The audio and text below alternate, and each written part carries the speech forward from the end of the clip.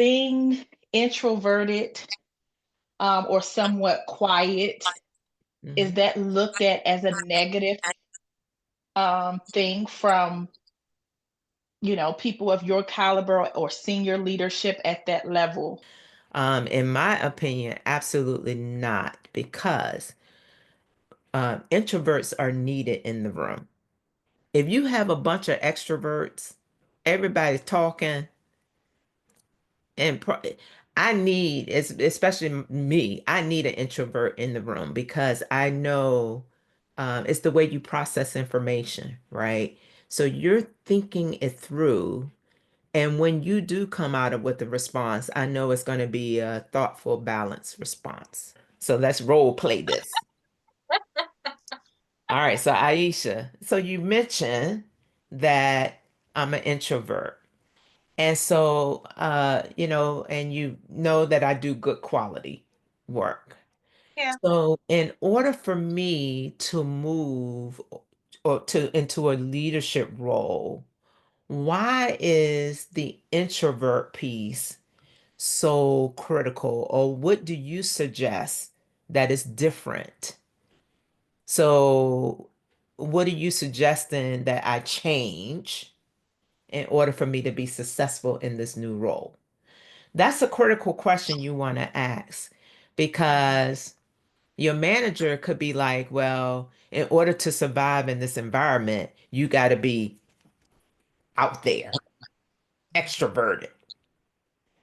And if that's the case, I've been successful so far. Why is it now a concern that I'm introverted when I want to move into leadership? Because Yeah. there are a lot of brilliant introverted leaders. And Aisha, I don't know if you have a different suggestion or recommendation, but I would ask my manager that question. My truth is, although I can get on this platform and I can have these conversations and, I can get up and do workshops and keynotes, and I love all of it. The truth is, I'm a corporate introvert. And for me personally, I've had to learn how to find my voice and use my voice. So Lisa started us off with when that moment when she got into the C-suite, into that VP position, she lost her voice. For me, it was never that I lost my voice. I never knew how to use it. And so, Mm. as a corporate introvert, to Lisa's point, I am always thinking. I have these amazing ideas, but I've learned how to, when I bring that value add to the table, my team knows, listen, because I might not repeat myself. Yep.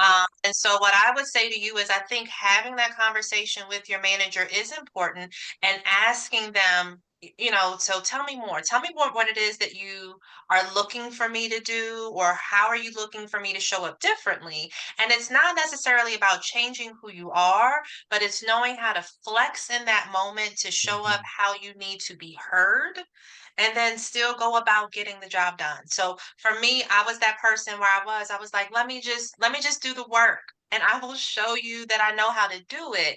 And I was getting overlooked for opportunities Mhm. because I wasn't using my voice in the room. So I wasn't, even though the work was getting done and the work was amazing caliber, I wasn't being seen.